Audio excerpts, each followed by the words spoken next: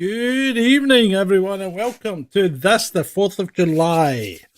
A special for All In. Happy Independence Day to all of our American cousins. You did the right thing breaking away from the empire, by the way.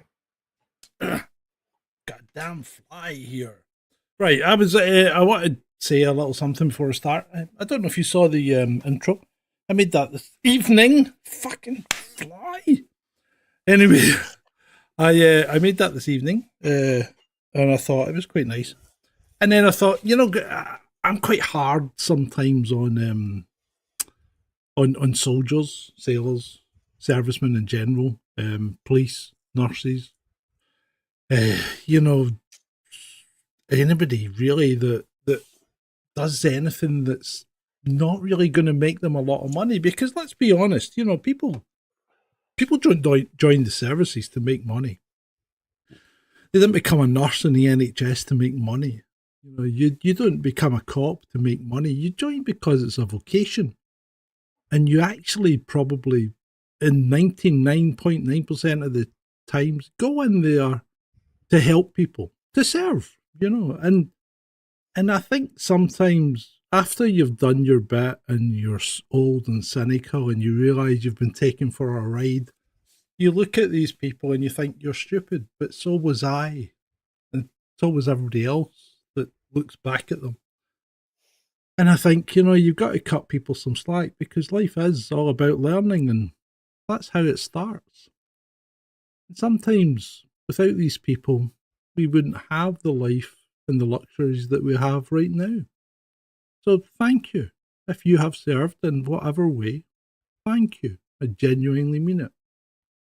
So with that... I would like to add my voice to that thanks as well, because I think that particularly people who choose to put themselves in harm's way for not a lot of money on behalf of the group, the ones that I have absolutely no problem with anyone who serves. The people that I have a problem with are the donkeys who send brave men and women into pointless, bloody slaughterhouse wars to protect big business or whoever. And I'm sure that's not why people join the forces or join the police or whatever. They don't intend to become tools of the machine, and it's the way the machine uses them, chews them up and spits them out. I think it's abhorrent. Well, there you go. So with that, let's get on with this show because, again, it's been one hell of a week. And you think, it's a short week because America kind of shuts down, but bloody hell, they don't hang back. There's no such thing as a short week. Each day is, in terms of what's happening in the world, we seem to get more stuff happening. We do. Per day. And that just adds up. It's happening everywhere too. Indeed it is, mate. Indeed it is. So let's kick off. So it looks like Trump's been listening to us. I might be picking it up wrong, but it sounds like he's been listening to us because they've kind of said they're not sending any Patriots to Ukraine. They're not sending any 105mm ammo to Ukraine. Yes! There's loads of stuff. Even small arms, and I think it's just a general like stop or pause. I would imagine that Zelensky is probably on the phone begging a lot and probably acting really pathetic. But it's important to note that this is the first time the US has ever run out of weapons in a proxy war. Mm-hmm. In Vietnam, they ran out of money and they had to come off the gold standard and do all sorts of machinations because they hit the limits of their economic power. Yeah. But what we're seeing now is the United States hitting the limits of its military power and its industrial power. Well, apparently, if you think about it, Lockheed Martin, they make 550 Patriot missiles a year, right? And I don't think they've ramped up production. So if they're making 550 a year, and for every one missile that incoming, you've got to fire at least 2 or 3 Patriots to guarantee a hit. So you rip through them at some rate, because when Russia sends 1,000 drones over or whatever they did, your Patriot stocks are just going, And like Israel's that. using them up as well.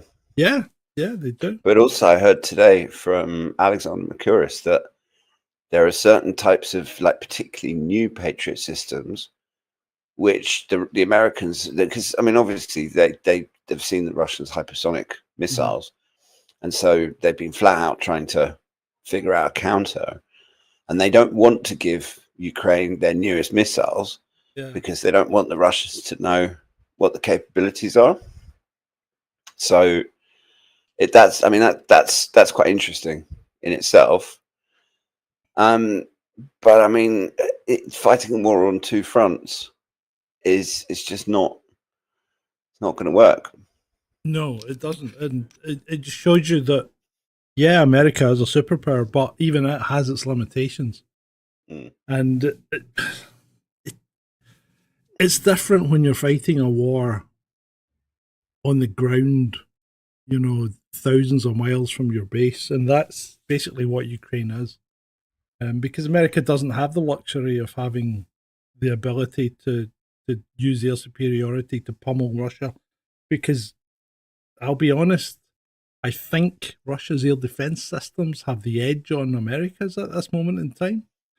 And I think Russia's probably got the best air defense system on the planet at this point. Yeah. I think if they tried it, they might come off with a bloody nose. But that's not what you want to hear on Independence Day. But then again... No, of course not. But I think also the public announcement from the Pentagon, and another of the interesting things I heard related to that cessation of sending weapons to Ukraine, was that actually that message was less intended for the Ukrainians and Europeans and people, and it was more intended internally. That was the Pentagon sending a message to all of the senators like Lindsey Graham and Ted Cruz and all these warmongering idiots on Capitol Hill, that there are limits, and those senators, people like Lindsey Graham, wouldn't accept any kind of. I mean, they probably think that you can pull F-35s out of a bloody hat or something. Yeah, well, there's more than them. Because one of those hats. I had an argument with a guy earlier in the week on Twitter about F-35s, because he said we'd just got 12 F-35As, and I said, no, we don't. We've ordered 12 F-35As, because F-35As are the ones that can carry nukes. And the ones we've got can't, because they've got that lift engine, so they don't have space for them. But he says, but we'll get them quickly. And I goes, no, we won't. Because we're quite far down the line in the queue. And at the rate they're making F-35As, which are really in demand, we're not getting them until 2030 to 2032. So, we're not getting special treatment because we're Britain. Oh, there's another fly in here. But why would we get special treatment when they fought a war of independence against us? Well, actually, let's talk about the war of independence just briefly, right? Because if you kind of take what Trump's implemented in the last few months and go back, and we've got to play fast and loose here, but let's say that if you're an American colony of Britain, then you're considered a natural-born American, right? Well, 2 of the founding fathers would have been deported. Because one of them wasn't even born in America. He was born in Nevis, which is a British colony in the Caribbean. And his dad was Scottish. And then the next guy is Benjamin Franklin, whose parent was born in England, from Northamptonshire, I believe. So he would have been deported as well. So 2 of your founding fathers wouldn't classify for, what would you call it? Citizenship these days. There you go. Right. It's also worth bearing in mind what happened to the people who signed the Declaration of Independence. I mean, a bunch of them were killed in the Revolutionary War. A load of them went broke. Some of them were arrested along with their families and stuff. There's, I think, 56 people who signed the Declaration of Independence. And it didn't end very well for most of them. No, it didn't. Traitors. Anyway, right. Moving on. Let's say hello to the chat room. Nectaridas, Shalini, Militant Mushroom, Joey C, Dread Eye, Hatchie, Ray, good grief, David Nolan, the Yorkshire lad, hey up, the Yorkshire lad, Emma Watts, hello darling, Hatchie, I think I've said that already. Who else have we missing? Vicky Humboldt, hi Vicky, haven't seen you for ages. Good to see you back. Darren Kenton, Twitter buddy, I think. Ray, I've said. Who else we got? Who have I missed? John. We're both wrong. Yeah, okay. Yeah, I don't think Bibby does. The Iron Dome's more like the Iron Colander, John. There we go. Have you seen the state of Tel Aviv? Anyway, let's move on. And Vaughn. Right, moving on. Americans paid 8.25% sales tax on fireworks to celebrate winning a war over 2% tax on tea. Well, that kind of defeats the purpose and it misses the point of the whole thing, doesn't it? And if you look at the state of Washington, D.C. and the US government, the only people that really have representation, because there's no taxation without representation, the only ones that really have representation are Israelis, not even Americans. Yeah, okay, let's not get into that already. Anyway, NATO acquires advanced AI-enabled warfighting system from American company Palantir Technologies. What could go wrong? What could possibly go wrong? Seriously, these people, they don't spend enough time watching dystopian end-of-the-world movies. Seriously, and Palantir. Yeah, I know. Terminator. I mean, that's all you'd say. But this is probably along the lines of the stuff that was supplied to the Israelis, like what is it called, Lavender and Where's Daddy? Those particularly nice AI systems that are used for targeting people. Yeah. This is annoying. I don't like flies.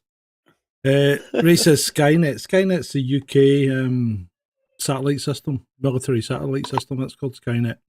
So we've already got Skynet, mate. Right, moving on. The EU warns of retaliation if US trade deal is not reached. Yeah, okay. What's the EU going to do to America?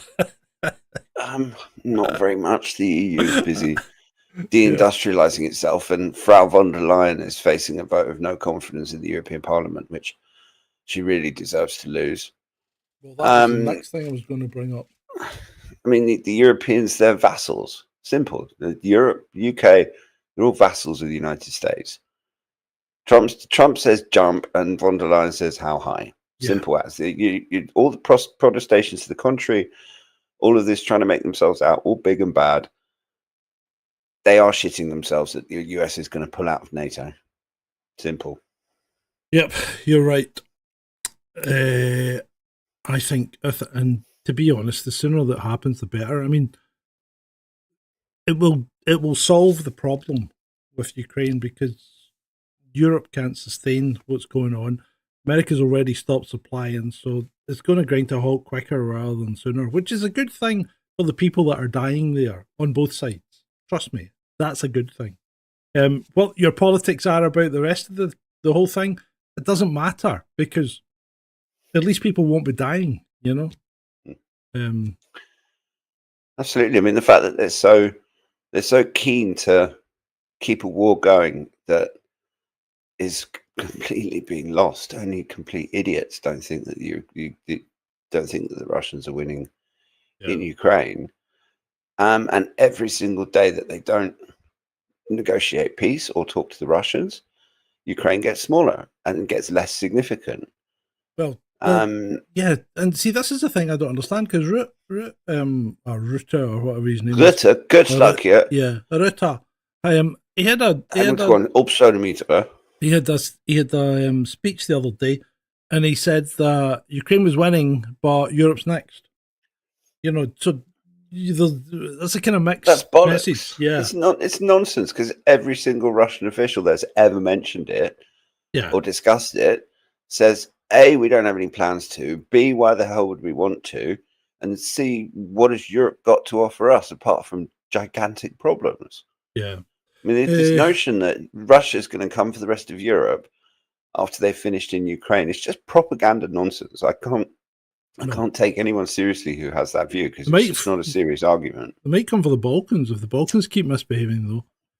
Right, where was I? Vicky says they will just start a war elsewhere. Yes, they will, because war's money, war's life. Hatchie says, what's happened to Trump's invitation to meet King Chucky? Is it still on? Well, you probably find that he's not bothered that much, because he said he was coming up to the where are all these flights coming from? This is not on. That's like another 2 have appeared. But they're wee teeny flies. They're really annoying. This is not good. Something's happened. Well, like midges. Yeah, like midges, exactly. What am I doing with midges on my premises? Right, New York City. This is a classic. Ann Arbor restaurant says ICE agents came in, ate breakfast, and detained 3 workers. You got to laugh at that one. You really do. Yeah, they're kind of. I mean, those ICE people they're kind of taking the piss a little bit somehow. I mean, ultimately, if you're not in the country legally, then have you seen? Well, that no, one? If you're not in the country legally, you should get chucked out. Yeah. Have you seen that one about the American soldier who was a Jamaican, but he served for like 18 years in the US military, but most of it's been in Germany. And then he goes, then they go, well, he's getting deported, and everybody's up in arms about it. But it turns out his deportment was first authorized under Obama. So, what the hell? People just make up shit. It's like the boat thing. The French police have slashed a boat, and that's them actually starting to do their job. But nobody tells you that video is from 2024. In fact, we covered that on this show last year. That was first shown on the BBC in July 2024. So they haven't done anything new. It's not news. It's just people clicking on stuff for likes. It's really, really annoying, in fact. It just pisses me off. And all these people are going, oh, look, news. And it's like breaking news. And it's not. It's just people jumping on a bandwagon of bullshit. That's all it is. Yeah. And in the social media age, people have the attention span and recollection of gnats. So as soon as I saw the video, I thought, hold on, I've seen that before. And then all you need to do is look at the metadata, and it says 2024 on it, July 2024. Oh, ridiculous. Sorry. Right. All right. Moving on. Microsoft just laid off 2,300 workers and now wants 6,327 H-1B workers imported from India. So apparently Microsoft wants to lay off 9,000 Americans this year and import at least 6,000 Indians to replace them. But that's not the done thing. No, that's not the done thing at all. I mean, that to me is I don't even understand why Trump's not spewing posts about it on Truth Social, because I mean, American workers are losing their jobs and they're importing immigrants to do the jobs for them. I mean, what the hell?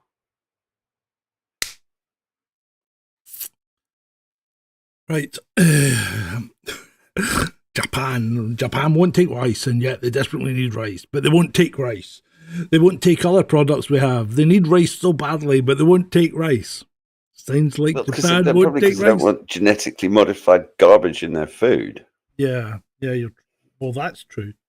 Somebody looked at something in America, and Jesus Christ! But the Russians have said that they've stopped importing soybeans and corn or something from America because of the GMO thing. Mm-hmm. Yeah, and quite right too. I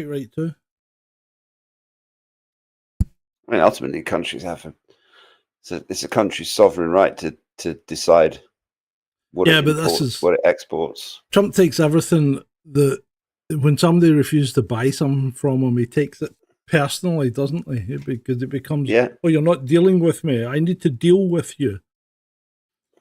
Yeah, right. California Sorry. No, go on. California closes its $12 billion dollar deficit by cutting back illegal immigrants' access to free healthcare. Oh, really? Do you think maybe it's starting to bite? Yeah, maybe. Just a little bit. I mean, California is one of the worst run states in the entire US. Gavin Newsom is a complete disaster area. Do you remember when Texas were putting up signs inviting people from California to come and move there? Right. The Pentagon has halted missile and we covered this, didn't we, at the start, and ammunition shipments to Ukraine during shortage in US stockpiles. And see, this is the problem.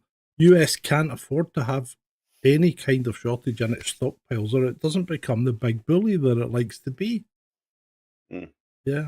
Well, this is the thing: is you win wars by mass producing, like, cheap, easy to maintain, easy to repair military equipment, and that's not what the US or Western military industrial complex does. It produces very expensive, very complicated. I mean, if you just look at the maintenance that goes into an F-35, they spend more time in maintenance than they do in the bloody air. Yeah, and they've got it's the same with the tanks and the BMPs and everything else. And an F-35's either got to go to Norfolk in Virginia or the big US base in Italy for maintenance. They're the only two places. Yeah. Yeah, right. Absolutely crazy. It's like, what was it? There was a US senator on today or something saying they used to be able to build a Liberator bomber during World War II in 18 hours from nothing to flying. So you build something cheap and in massive numbers, and boom, there you go. It's the same with the Liberty ships in World War II as well. I mean, I think they could knock one of those Liberty ships up in a couple of days or something. Yeah. Or a week at most. I mean, it didn't. Yeah. They were churning them out. And that's effectively what Russia's doing now. And Russia's set up for it. And they have a unified military industrial base. And they can do that. It's like Mark Rutte said himself that, and I think he was actually being generous to European industry, to Western industry. But the Russians produce the same in 3 months that the entire collective West does in a year. Yeah, yeah. You're not going to win a war of attrition like that. No, you aren't. You aren't. And the tip from the troll room. To get rid of flies in your house, cut a lemon in half and put cloves in each half. Space each half out in a room and the fly problem was solved. Trust me, it works. Thank me later. Well, there you go, Yorkshire lad. Thank you for that. Now, remember, if you want to maintain the ad-free status of this stream, you've got to be making a little donation, one or t'other. Somebody's got to come across with the goodies. Remember, there's Ko-fi there at the bottom of the screen. That works a treat. And also, you can drop me something in PayPal. If you don't have that, it's paypal.me chasing this. DISS. If you just shut up, Ray, shut up, or I'll just be banning you because you can't talk about things like that on YT. And if you wish to maintain, there won't be any ads here because I'm not running ads on the horizontal stream. So you won't get ads because it's a what would you call it? A monetized channel that's not running ads. If you're on the vertical stream, my apologies, people, but you will be getting ads. And if you want to stop them, all somebody needs to do is drop a little note, and there you go.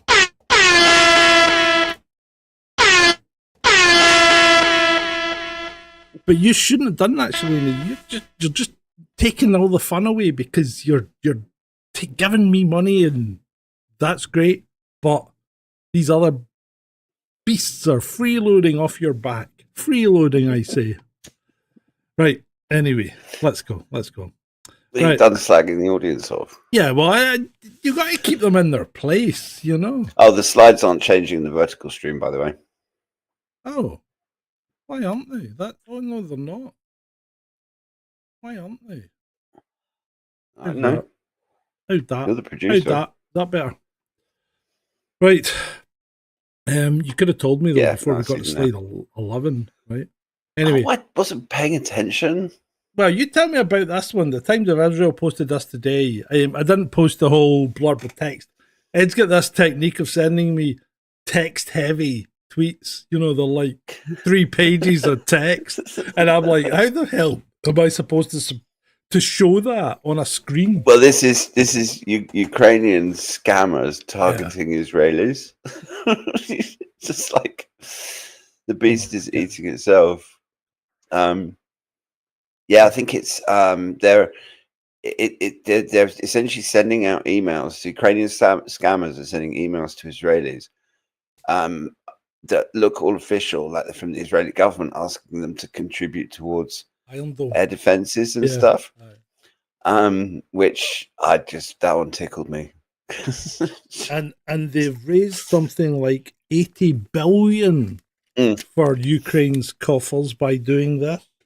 So it doesn't have anything to do with the fact that I keep banging on about Ukraine being one of the most corrupt European countries in the world prior to the SMO, does it? It always has been. Oh, good God, imagine that. Right, anyway, let's move on before we get ourselves into trouble. Speaking about, that favoured nation. The Russian army have started using smartwatches that warns about drones and gives the frequency of the drone to use with signal jammers. So the information... I haven't seen this one. Yeah, the information is wirelessly received from drone detectors that are put on cars, trenches, mostly everywhere. So once you're in a zone that's got drone detectors around it, as a Russian soldier, you can walk about and your watch will tell you if there's a drone coming. So you can actually walk about quite freely. Quite good. That's actually very clever. I have to sound a siren for our nectar readers. Thank you. Thank you. Dropped us some money on PayPal. You're such a star. Right. Next. HMS Mersey, a coastal patrol vessel, tracks Russian submarine Novorossiysk in the English Channel. One has a single 20mm cannon and 2 general-purpose machine guns. The other has torpedoes, cruise missiles, mines, and SAMs. But apart from that, by tract. Oh, good grief, there's more. Dave Barnes has dropped us a chat. Thank you, Dave. That's very much appreciated. Right, so this just goes to show you what kind of state that Britain is in. I mean, we want to start trying to start a war with Russia. I mean, it's just laughable. Yeah, but when it says track, the Russian submarine's running on the surface. It doesn't have to do anything to track it. All it needs to do is put out a set of binoculars and go, "Oh, there's a Russian submarine." Yeah, well, let's watch it. It's like the Russian warship that was escorting Russian commercial ships, like oil tankers, that was supposed to have disguised itself. I still don't know what it disguised itself as. I haven't been able to find that one out. But killer whale. Anyway, probably a bloody immigrant dinghy because they just get ignored anyway.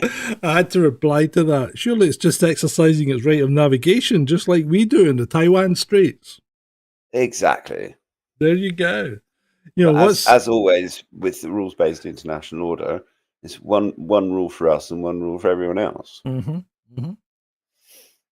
Right. Okay. Let's talk about the elephant in the room. We got there. Rachel Reeves, what do you make of this nonsense that happened? Was it only yesterday? It was? Yeah. So what do you make of this? Chancellor breaks down in Parliament, sitting crying on the front bench. That's because during PMQs. Because Starmer was equivocal about his support for the Chancellor, because we all know she's going to be the one that gets hung out to dry, just so that it extends Starmer's time in office a little bit more. And I think for someone in that position, particularly the Chancellor of the Exchequer, it's not a good look. This is not a serious person. This is not a serious government. She's got no idea what she's doing. She's utterly ruining the economy. We've got capital flight. We've got gilt prices going way above what they were after Liz Truss and Kwasi Kwarteng's budget. And I just think it's a bit pathetic. I mean, grow some stones. I mean, if you can't, put it bluntly, as we used to say in school, if you can't piss with the big boys, don't show up. Exactly. I mean, she tried to put it off as a personal problem. Whatever it was, it doesn't matter. It does not matter. She should. If you've got a personal problem and you're about to burst into tears, then go off and deal with that personal problem and leave Parliament to the big boys. Sorry. It landed on my mic. I mean, I don't rate her as a chancellor. I don't know as a person, so I'm not criticizing her as a person. And yeah, people are allowed to get upset. People are allowed to cry. But in this particular situation, it's not a good look. And then, of course, the Bank of England had asked for suggestions for redoing the money. And of course, someone suggested that maybe we should put the Chancellor on. I mean, that woke thing, doesn't the country have other things? This is the problem with the government, is that we've got 101 problems, and we're hemorrhaging money like water freaking coming into the Titanic after it hit the iceberg, allegedly. And these idiots are talking about wokeifying the money by taking all of Britain's historical figures off. I mean, that's just destroying our own culture. It's... And apart from having 101 better things to be thinking about, so Mr. Dreadeye has dropped me some dosh. Do you really need to do that, Mr. Dreadeye? But anyway, he's dropped me some dosh on the vertical chat. Thank you very much. You are a star. Oh, we're getting it hard and fast this evening, Ed, if you pardon the expression. I think it's good. Yeah. Right. Okay. Moving on. And that's her today. That's her today. Look at her today. Well, yeah. This woman's not fit. She's not fit to be in this position at all. No.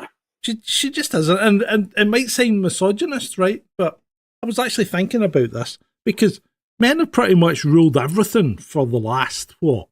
You know, until about the, late 60s, 70s, women weren't really in a position of any kind of power, generally. And I'm only calling it as it is. They have worked into positions of power now, which is fine.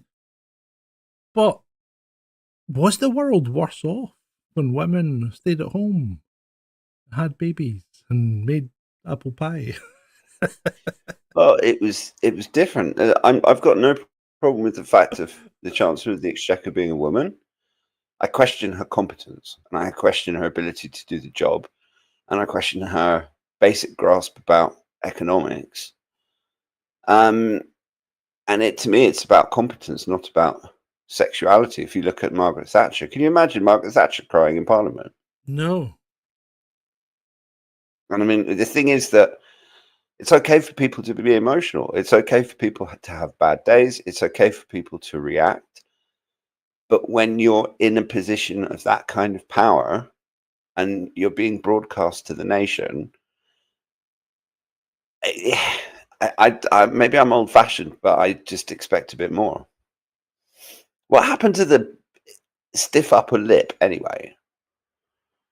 Yeah, you don't bring that to Parliament. You just don't. I mean, that's crazy. It's absolutely crazy. And if you look at the way that the market's reacting, I mean, if you look at the pound versus the dollar, as soon as that crying shit came up on TV, the graph just goes zoink. Yeah, it did. Right, moving on. Olga put this tweet out. This is one of yours. Yeah. There's been a few of those because the NAFOids they realised the scale of US heroism. So NAFO have originally officially added the US to the enemies list. I mean, that's basically what it is. That's how they see it, and they're so the arrogant, entitled, conceited nature of these people just makes my skin crawl. It really does. I just don't. People that arrogant deserve to lose, frankly. Yeah, they do. They do. And Ukrainian mums have started texting. Well, the TCC is the TCC is the Ukrainian recruitment offices that are sending people out to kidnap men off the streets to send them to the meat grinder. And I don't know. I'm not 100% sure that that's true, but it wouldn't surprise me because Ukrainian women are actually fighting back. Yeah, they are. Right, Trump fragrances are here. They're called Victory 4547 because they're all about winning, strength, and success for men and women. Get yourself a bottle and don't forget to get one for your loved ones. So enjoy, have fun, and keep winning. The US thought they were going to get Doge and the Epstein list and all sorts of other things, and they got eau de toilette, eau de Trump. You just, I don't know what Trump is smoking. I think someone's putting something in his food or in his water. Or this is the fucking president of the United States. This is the leader of the free world, and he is on flogging toiletries. Yeah. What the hell? Well, can you imagine what Xi and Putin and Kim Jong Un and the Iranians probably have a WhatsApp group, and they're just sending this shit, just having a massive laugh at his expense. I mean, Kim Jong Un are going, toiletry. I think I might need to do that. Oh, he's probably got one already. Yeah. It's probably mandatory for all North Koreans to wear the dear leader's eau de cologne. Yeah, okay. We'll leave it at that when we get near colognes. Right. The UK is no longer an open country for free expression. Well, has it ever been? Really, has it ever been an open country for free expression? Because even if you think back, you couldn't say certain things in, the 30s and 40s and 50s. The UK's never been a country for free expression because we don't have a codified law.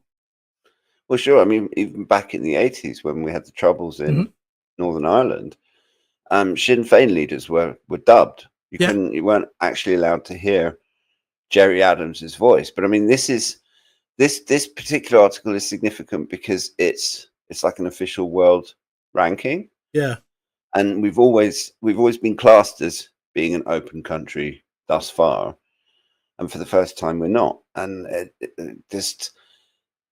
I mean, if you live in the UK, unless you've got your fucking head in the sand, and you can see what's happening to the place. And we're not allowed to listen to Russia Today. We're not allowed to listen to Al Jazeera anymore, are we?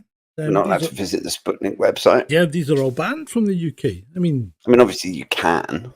I never said you couldn't, but what I said was you're not allowed to. Mm. You're not allowed to. Sometimes if you don't want to fall foul of not being allowed to do something, never ask for permission.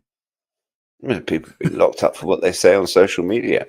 Well, you could. It sometimes feels like the police spend more time harassing people for what they say on social media than they do actually catching real criminals. Mm-hmm. It does. Right. Moving on. Council flew for. Remember this councillor, this CEO that refused to take the pride flag down at the council. Right. So councils work, and I don't know how it works in England, but councils in Scotland work probably along a similar situation. You have the kind of councillors who are elected, and then you have the people that actually run all the council business, and they're headed up. We have that here too. They're headed up by a CEO. So it's just like Parliament. You've got your civil servants, and you've got the people that get elected. And the people that are elected make policy. They don't tell you what to do. Because I worked for a council. I mean, I used to run IT for all the schools in Ayrshire. And, there's a policy, but really, you never deal with the councillors unless they're being annoying.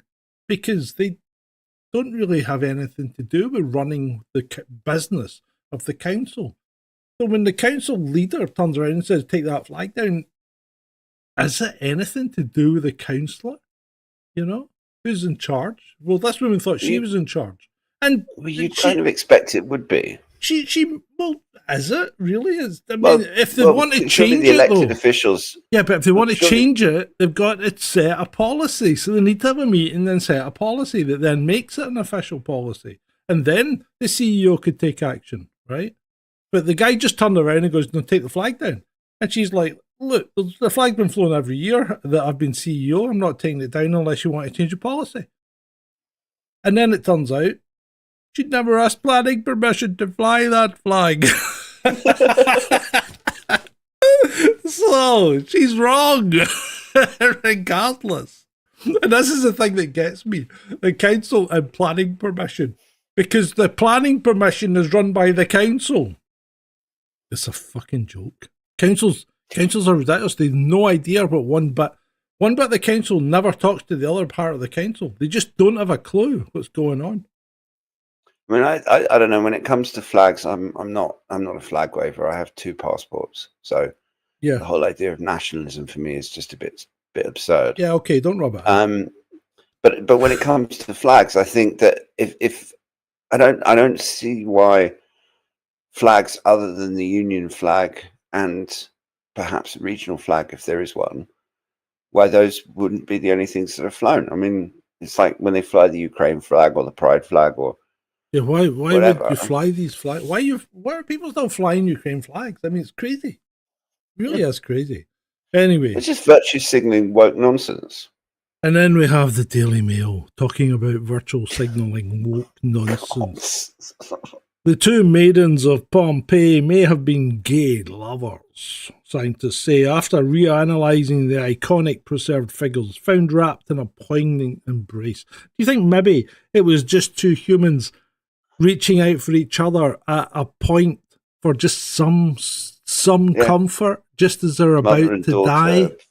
Female friends, whatever. I don't. Stupid. This is one of the things about the modern world that really fucking irritates me is that they have to wokeify everything. Just they're all. I mean, it kind of cheapens the fact that we're talking about 2 people who died in a natural disaster. Yeah. And instead of focusing on that and how horrific their last minutes on this earth must have been, they're talking about them being gay. I mean, who gives a shit? Right. Moving on. I guess he doesn't like my name for his new political party. Jezbollah. That's a cracker. So Jeremy Corbyn and Zara, let me get this right, Sultana are going to start their own political party. I mean, what the hell? I mean, really? What the hell? All I can say is that Jeremy Corbyn would have been a much better Prime Minister than Keir Starmer. Not because I agree with him about a lot, but because he was a man of principles and he was not someone that would just kowtow to lobbies and So that's my view on him. Yeah. Okay. And ultimately, the political system in this country is an absolute joke with the Uniparty, because Labour and the Tories are basically no different. And so if we have other people wanting to shake up the political pot, good luck to them. And the problem is we're not curing this thing with politics. We're not curing the problems that we've got with politics here. No. That's the problem. That's true. You know, and it's going to take a long time before people see it. 2 firefighters were shot and killed in an ambush while responding to a wildfire on Canfield Mountain in Coeur d'Alene, North Idaho. The sheriff confirmed there are additional casualties, but the exact number remains unknown. So somebody set a wildfire, and then a sniper started popping at the firefighters as they turned up to fight. It was a deliberate ambush. Absolutely crazy. In Idaho. What the freaking hell? Just crazy. There are some weird people out there. You really are. They really, really are. I was going to say especially in America, but I don't think anywhere else in the world is any different. No, I don't think it is. Putin is invading more than Ukraine. The new battlefield is online, and the stakes are democratic sovereignty. Yeah, okay. Everything. Yeah, it's just cyber attacks and all this. It's just nonsense. It's just absolute. They don't spend. It's like if you look at Romania, they don't put. It's all about the Russians. They never focus on the amount that the EU, the amount of money that the EU pumped in. It was Russia invaded Romania with tweets. Just propaganda nonsense. And now it's just not true. He's focusing all his aggression on the US and its allies. He's spending millions of dollars bombarding European voters with manipulative social media and disinformation campaigns on a mass scale. It's a new type of warfare on democracy that eliminates the need to roll tanks into capitals. But it doesn't need to. It doesn't need to, because those governments have pissed off their own population so much. Where is this? It doesn't need to pay me any money. Where is this democracy that they speak of?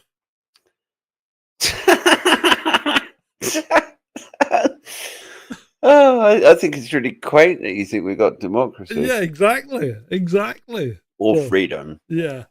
So, but it's just Putin weaponizes everything. I mean, I know. He's now weaponized tweets. Yeah, it's crazy, isn't it? It's just an excuse for everything. It was Putin. It's comical. Yeah. Putin did it. Comical. Putin did it and ran away. Big boy did it and ran away. Right. And speaking of big boys, bad boogeyman, because the country's got to have an enemy, because the useless, corrupt politicians have got to keep their population's attention focused abroad, so that they're not focusing on the absolutely abysmal job that said politicians doing. So, before I go on about the next thing, hello Paul from Newcastle on the vertical chat. Good to see you there, mate. Most of the people in the chat are currently in the what we call the horizontal stream. There are two streams running. One of the titles says vertical at the end. You're in the one that says vertical. You want to join the body of the Kirk, so to speak. I did actually merge these streams once. Do you remember that I merged the chat and it came up on screen? And the backlash from Shalini was intense. Right. Anyway, moving on. These two guys from Manchester Airport went on trial. Well, the trial started this week. Well, it was supposed to start this week, so it took them 2 days to pick the jury. And people are freaking out about that. But these kind of trials, it does take ages to pick the jury, because both sides will object to jury members that obviously favour either side. So it just takes ages to go through a jury on something like this. Well, I've done jury duty, and it's not a quick process. Nothing about the court system that is fast or efficient. There's nothing. Trust me, I've spent a lot of time at court, and obviously not in the bad way, but it's not fast and it's not clever. So this tweet that I saw earlier today was: understand Manchester Airport trial is about to collapse due to an illegal search of the defendant's solicitor's files when he was arrested for money laundering. Now, this might be something to do with the fact that the judge had postponed the start of the trial because there was something they needed to sort out from a legal perspective. But I'm pleased to say the trial has started and is going ahead. In fact, the first witnesses have already given their evidence. And apparently, we have heard that an extreme level of aggression and violence was used by these two puppets. So we'll follow that and keep you posted on what happens. Meanwhile, in Scotland's new green ferry emits more CO2 than the old diesel.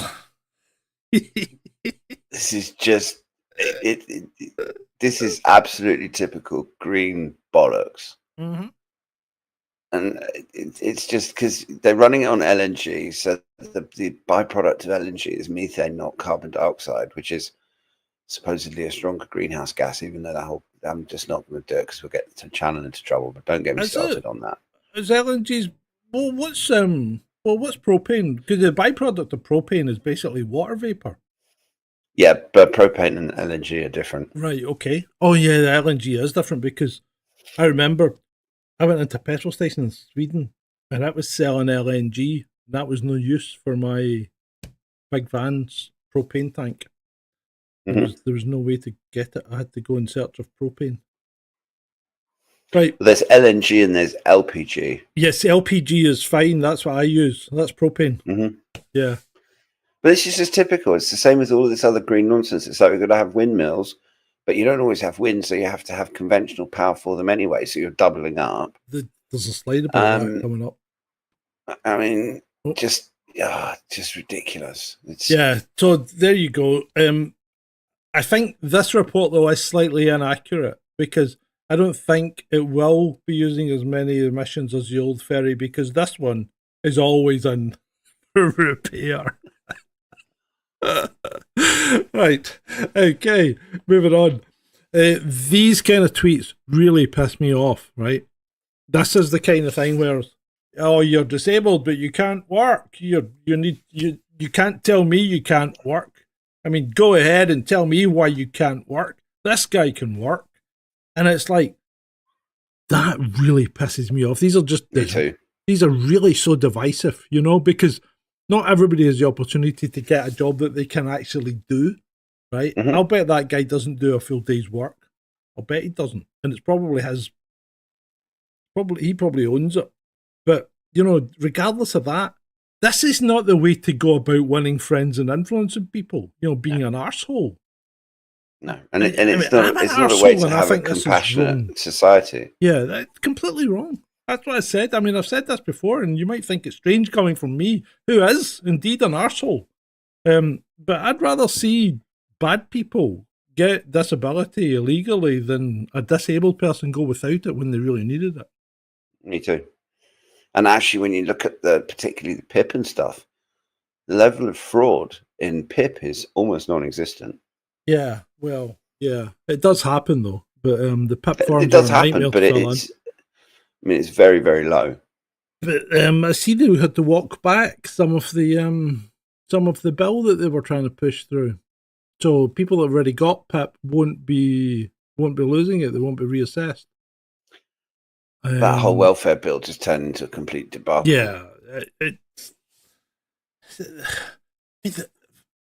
if you a Labour government going after old folk, disabled people, what the fuck has happened? The world's upside down. Not just that, but they're trying to save $5 billion on the disabled bill and give it to Ukraine welfare, and just spaff it off on Zelensky's bloody marching powder problem. And then if you look in Ukraine and all of the money, they've got defensive fortifications that haven't been built properly, or in some cases not at all. You have Ukrainian officials that are buying $1 million flats and stuff. I mean, it's just makes you sick. It really does. Right, let's move on. Starmer increasingly resembles a terrified, bespectacled supply teacher who's lost control of a class of 12-year-old girls. Pretty much it. It's not a bad headline. I've got to give you that. Not a bad headline at all. It's also extremely accurate. Yeah. Moving on. Keir Starmer, country first, party second. Which country? And that's something. That's something you've got to be very careful. Very careful. Oh, we'll come into that one. We'll be coming to that one, David. Yeah, we're coming to that. Don't worry. Keir Starmer. Yeah. Science. In Starmer's case, it seems to be any country apart from the UK. Oh, I'm thinking it might be there's another country. Well, there's two countries in particular. I mean, there's two that immediately come to mind. But if you look at the amount of money that the government is pissing away on stupid projects in places like Africa and that whole Chagos Islands deal and stuff. David Kenton's come out with a dodgy statement. I won't read it out, but I wholeheartedly agree with it. Science experts are now saying that vast deserts and absence of life may indicate that Mars was once governed by the Labour Party. Oh dear. Postman twat couldn't deliver a fucking letter, never mind a growing economy. I agree with that. Asha Logos here says, I'm starting to think governance by paedophiles and sexual predators, covertly controlled by intelligence agency blackmail rings, isn't the ideal political structure. It really isn't. This is not a good way to run a society. I don't know, man. I'm starting to doubt that this bloated surveillance state war machine run by ancient demonic cult of child rapists can be fixed by voting. Yeah, I think we may have a point there. And British General Dame Sharon Naismith says UK is ready to fight Russia, but there are risks in our ability to do that. This is such nonsense. And if you actually look at that tweet, the number of veterans and former servicemen and current servicemen who say they're not fighting, and people who say they're not fighting, and I question how someone this stupid gets a job like that. Yeah, I know. Here's Soldier. Hi, Soldier. Starmer. I'm a hard bastard. Starmer told Nick Robinson that some people say he is losing the dressing room. I'm a hard enough bastard to find out who it was that said that so I can have a discussion with him. Have we all seen the clip of Starmer with the punch bag? Yes. I mean, you can't put out a video like that during your election campaign and expect everyone to think that you're a hard nut. Seriously. And cowering from the football. Literally, he couldn't fight his way out of a wet paper bag. Oh, good grief. It says, and some Star Wars memes. Our elites are fucking children. I agree, they're immature. You mean they're immature, right? Take from that what you will. Speaking of our elites, MI6 distances its new chief from Nazi grandfather. The grandfather of the new head of British foreign intelligence was a Ukrainian Nazi. And not just that, but a really bad one. But apparently there's other bad people in her family line as well. Yeah. But supposedly the reason is that it's actually one of the things that makes her a really good MI6 chief, because she has this complicated family background. She's just another bloody raging Russophobe, which is the exact last thing that we need in this country. Exactly. This is exactly what we don't need. Look at those eyes. That's a scary bitch. That is. Yeah, seriously. Mm-hmm. Yeah, I think he was known as the Butcher, wasn't he, David? Yeah. Anyway, without an enemy, here's a tweet from a guy called Ed. Without an enemy, NATO is just a pointless money pit, and Mark Rutte is as powerless and pathetic little retard. So that was that's him telling us that we're losing, but we're next. They're losing, but we're next. Yeah. And his latest one is saying that, Sergei Lavrov's been foreign minister of Russia since the time of Jesus Christ, and we shouldn't listen to him because he never says anything sensible. I mean, Lavrov is the more significant. Did you see the embassy come back at him on that? Yeah. The embassy came back and said, well, Mr. Rutte, you've presided over 4 governments that have fallen, and all the time Mr. Lavrov's been head of whatever he is, some diplomatic mission or whatever.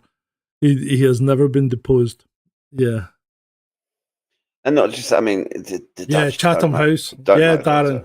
Darren's right. Note Chatham House. Yeah, that's where they had their little chat. You should listen to my stepfather talking about Mark Rutte. I mean, he's useless and he's arrogant and he's stupid. And his being head of NATO is just a cushy job that he got after ruining the Netherlands. Yeah. NHS app will be indispensable part of life, vows Keir Starmer. So let's get this Not straight. mine, it won't. So we're wanting to make an app for people that people need to rely on an app to get their NHS stuff. And yet, the people who are less likely to be digitally inclined are the people that are most likely to need the app, i.e. old people. Yeah? Yeah. Yeah, that's going to work well. What? He really is. I was round for curry last night with a friend who's in her 60s, and she's not techie at all. She has a mobile phone, but she literally just uses it to video call her mum. Yeah. And she was on a package holiday that had some issues, and she was absolutely raving about how the fact that she couldn't, in days gone by, you would have a rep and you could talk to them, and now the whole thing's done on the app, and it's just, this is why they're just trying to kill off all the old people. Yeah, I know, because they don't need to employ people, because it'll all be run by AI shortly, won't it? And then nobody will get any satisfaction. I can assure you of that. None. Right, moving on. Make mistakes. The anonymous force is hell-bent on condemning Lucy Letby to a slow-motion death penalty because our legal system dare not admit it might be wrong. This is one of the most heinous miscarriages of justice since probably the last person that was hung. I think the last person that experienced capital punishment in the UK turned out to be innocent. And for that poor woman to be locked up because the system is trying to protect itself, it's disgusting, but it's absolutely typical of modern Britain. Indeed it is. Indeed it is. Oh, they are already using AI. I know, joining John. I know that, but it's going to get worse, mate, before it gets better. Although the big EMP, if Russia drops a big EMP over the UK, that could solve the AI problem overnight, couldn't it? Hey, yeah, pretty much. Oh, I'll come to that. Remind me about that. I'll come back to that. UN expert urges criminalising fossil fuel disinformation, banning lobbying. What was that we were talking about? What were we talking about? Freedom of speech and the right to reply and all that. Yeah. Well, the problem is that none of their predictions have ever come true ever since they were bleating about global cooling back in the 70s. The science doesn't stand up because they have to invent weather stations and put temperature gauges on bloody runways and ignore any data and periods of history that disagree with them. And they say, oh, there's a scientific consensus. No, you censor everybody that disagrees with you. And that's their idiocy doesn't stand up to scrutiny. So they just criminalize it. I mean, it's disgusting. Oh, it's not freedom of speech. Crazy. I mean, how can you tell that something's real if there's no opposing views? Exactly. And in this case, it's like the BBC deplatforming anyone who disagreed with the climate narrative. That was 15 years ago. Yeah. And now they just spout constant propaganda. And if you are talking to parents who have kids in school, they're weaving this propaganda into absolutely everything, like maths and English and history, and it's just brainwashing, and it's all nonsense. It's scientifically, it's absolute nonsense. Ray's right. When they ban discussion, they know they are losing. You're right, Ray. You are right. Absolutely right, Ray. Yeah, definitely. J.K. Rowling. This tweet has taught me two things. Don't fuck with J.K. Rowling and children. Anyway, Stephen Ireland, who targeted me with endless abuse on here because I oppose the chemical castration of children and removal of protected spaces for women and girls, has been sentenced to 30 years in jail for child rape. There, don't fuck with JK. There seems to be, I don't know if it's just me, but there does seem to be a correlation between people of that ilk and people who sexually abuse people and collect pictures that they shouldn't and all this kind of thing. You think? Yeah, there does. Just a hunch. Yeah, there does. Right, okay, let's move to Estonia. And it's not Kaka, but I put a picture of Kaka there because I can't have a whole episode without a picture of Kaka, can we? Well, no, we need to have Kaka's Corner. Right, so this is Kaka's Corner. Her colleague, our former colleague, Estonian education minister, failed the multiplication table by being unable to name the result of multiplying 8 by 4. I mean, everybody knows it's 24, don't they? I do question how Estonia manages to function as a country. It's not a country, is it? It's a fucking theme park. It really has to be. I mean, it looks gorgeous. I think it's a theme park. It's like anti-Putin land or something. Is this where Tallinn is? Tallinn's in Estonia, isn't it? No, Tallinn. No? No, I think Tallinn. Tallinn's definitely a theme park. It's not. Yeah, no, I think Tallinn is Estonia. Yeah. No, because Riga is the capital of Latvia. Yeah, it's got to be a theme park. I'm not sure what the capital of Lithuania is. Yeah, and we now have a picture of Maloney for no other reason than it's Maloney, and there's a bit of a likeness there, isn't there? Well, that was that video of her at the NATO summit, and she looked off her pickle, as we used to say back in the day. She looked like she was on something or other. Yeah, I think she'd been partaking. Right, so Germany obviously has a problem with middle-aged Fräuleins sexually accosting diverse coloured people with prosthetic legs in swimming pools. There is so much freaking wrong with this. So much wrong with it. The only way it could be improved is if that fucking turtle had a straw up its nose. Yeah. I mean, it just, anytime you think the UK is bad, all you have to do is look at Germany and you'll see it could be much worse. What the fuck? This is exactly what's not happening in Germany. I mean, it's the complete arse for tit, as they say. It's but then you only have to look at some of the politicians in Germany. The head of one of the left wing parties is a she her that's actually a he him. Complete with receding hairline and lipstick. I mean, do people even look at yourselves in the bloody mirror before you leave the house?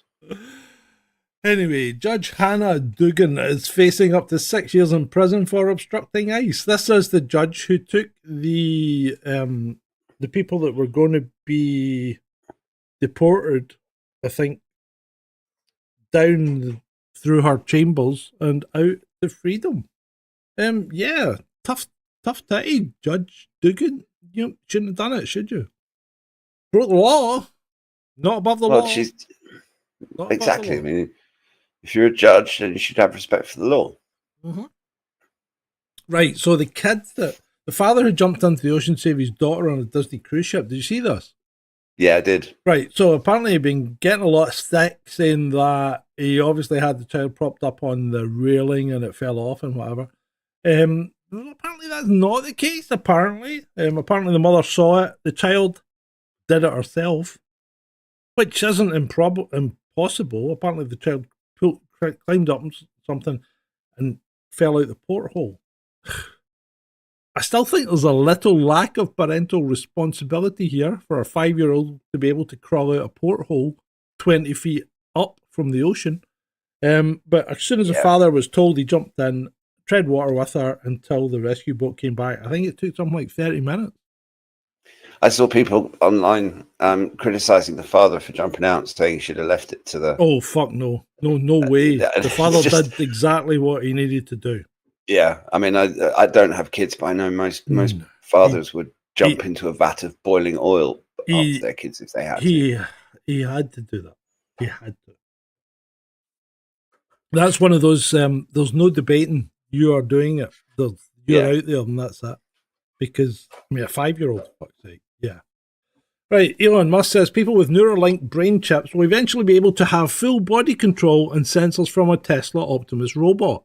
So you could basically inhabit an Optimus robot. Not just a hand, the whole thing. You could mentally remote into an Optimus robot. The future's going to be weird, but pretty cool. And of course, someone always has to spoil it. Is it gay to remote into the robot and jerk yourself off with it? I mean, okay, someone that's disabled, yes, but I don't know. The future's going to be weird, but pretty cool. As Musk sat down and watched the Terminator movies at any point in his life? I've no idea, mate. I've no idea. But what? This is actually something I thought of earlier on in the show. What happens if there's an EMP? You're done. All these people with their brain chips just go, I'm apathic again. Or worse, we have a Carrington event. Yeah. And the Neuralink and it literally fries your brain. Cooks your brain, yeah. Oh, frying tonight. Right. Yeah, Musk is Musk doesn't have a clue. He really doesn't. I mean, he comes up with a slide for it, but he posted this tweet about how Norway's now 97% electric. And then if you look at the replies, it's only because the Norwegian government penalizes combustion engine cars so much. And they subsidized electric, and for many, many years they subsidized electric cars. You know, a shitload, which is kind of ironic when Norway is in the position it's in purely through fossil fuels. It's vast oil reserves, which it put to good use, unlike Scotland. Right, moving on. This is AI's headquarters. My first question was, this guy's employing Indians. It's my first thought. That's exactly what I think. I mean, I found this really disturbing, and I've seen some people say, "Oh God, that's such an amazing work ethic. They're all young men trying to get ahead and all this kind of thing." For the last episode, sorry. For the last episode, that's true. Oh no, sorry. And isn't it ironic? Yeah, it's ironic. Yeah, you're right, Emma. I missed the button. Right, carry on. I just think it's disturbing because A, work-life balance is important in all situations. Yeah. B, the only reason they're doing it is because of Musk's own famous thing where he sleeps in factories and stuff. And I'm not sure that, because these are all ex-AI engineers, and I'm not sure that it's a sensible idea for people who are so disconnected from humanity and reality to be programming AI, frankly. Good point, Ed, actually. Good point. And Dave comes up with a good point in the chat, saving a fortune in rent. Could well be, mate. But I'm pretty much convinced these guys will be Indian contractors. 100%. I haven't seen pictures of them.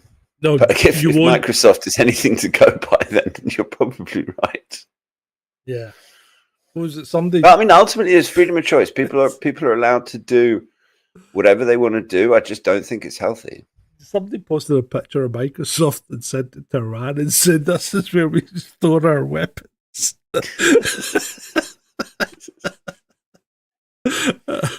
Oh, right. It's not healthy, mate. And I don't think Elon Musk is all there, because apparently he said, well, he didn't say he was a 3,000-year-old time-traveling alien. He said he was a 5,000-year-old time-traveling alien who's trying to return to his home planet. The guy's nuts. I don't know if he and Trump have got their hands on some really gnarly weed or something, but I don't know. They say power corrupts. Does it make you really high? Speaking of Indians, when an Indian man marries, he scratches the dot off his wife's forehead to see if he's won a gas station, a motel, a Subway restaurant, or he has to work for Elon Musk. God. That's terrible. I love it. Anyway, Elon Musk knew long before he so strongly endorsed me for president that I was strongly against the EV mandate. It is ridiculous. It was always a major part of my campaign. Electric cars are fine, but not everyone should be forced to own one. Elon may get more subsidy than any human being in history by far, and without subsidies, Elon would probably have to close up shop and head back home to South Africa. Probably. No more rocket launches, satellites, or electric car production in our country would save a fortune. Perhaps we should have Dodge take a good hard look at this. Big money to be saved. So the spat's still kind of on, because that was only yesterday. Well, Musk actually, he posted a reply to someone who'd tweeted this on X. saying just cut all of it. Yeah. So Vicky says Microsoft aren't doing too well at the moment. I think you must have missed her part earlier on Microsoft, because it's not that Microsoft aren't doing too well and having lots of layoffs. They're laying off 9,000 Americans because they want 6,000 Indians to replace them.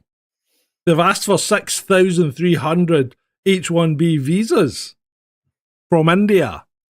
Yeah. So Microsoft are just doing fine. They just want to cut paying Americans. So that's what happens when you put an Indian in charge of your company. Anyway, sorry, rant over. Moving on.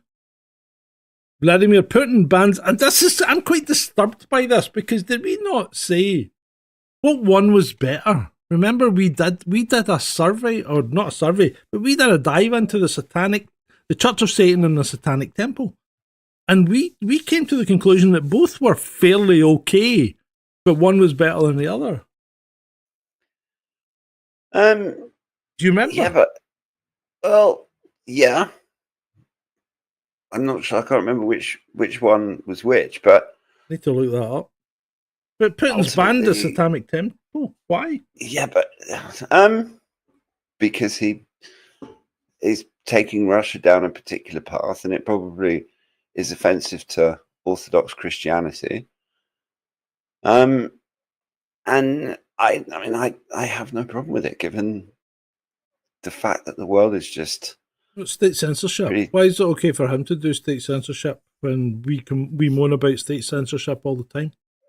Well, because he's president of the country, sovereign. It's still state. No, it's still state censorship, though. Why is it okay for Russia to censor things when we would moan about people in this country censoring things? Well, it's a fair point, but at the same time, when it's something okay. Western journalists have absolutely no problem working in Russia. Russian journalists basically can't work in the West. Russian audiences are allowed to watch the BBC and Western channels if they can get them. Western audiences aren't and have to jump through all sorts of hoops. So ultimately, Russia is going against this trend of the West that's liberalizing everything. And I mean, because it's like it's illegal in Russia to show kids LGBTQ plus 2i whatever propaganda. Well, and you know, there are lines obviously, and I think that's pretty fair, because you don't want to expose children to sexual stuff too early in life. You know, you want them to discover when it comes to religion, I mean, I agree with you, but when it comes to religion, that surely is another line. Yeah, but with the same token, if someone wants to worship the devil, then really should you make it illegal? Well, people who are worshipping the Satanic Temple in Russia are probably still going to do it, just in secret. Yeah, see, and this is always a problem when you censor something, because you drive it underground, and then you don't know about it, and then things happen. Right. That's the problem when you ban things. Yeah. Soldier says, did we talk about his mean immature globalist? I'm not sure what that was. Was it the Star Wars one that we talked about? That was the only immature thing that came up earlier. If not, I'll need to look about that. Then we save the immature stuff at the end of the show. I don't know. Right. Surgeon who announced the Brigitte Macron's transgender transformation found dead in Paris. Turned out 58-year-old Francois Favourite fell out of the window of his apartment. Fell out the window. That reeks of somebody's MO that we were just talking about. But supposedly Macron had a conversation with Trump. He phoned Putin. He phoned Putin. No, he phoned Putin, but there was regarding the Brigitte Macron thing, because Candace Owens got a phone call from Trump because Trump spoke to Macron, and Macron asked Trump to put a lid on the whole stuff about his wife. And so Candace got a call from Trump asking her to put a lid on it, and she's been a bit quiet on the Brigitte Macron front. But then you see a story like this, and it's just, yeah, because surgeons regularly fall out of windows. Happens all the time. So apparently, tell me there's more to this story without telling me there's more to this story. Yeah. So apparently, I asked Candace Owens to stop talking about his wife. Do you think he was asking? No, I think he asked Trump to ask Candace Owens to stop talking about his wife.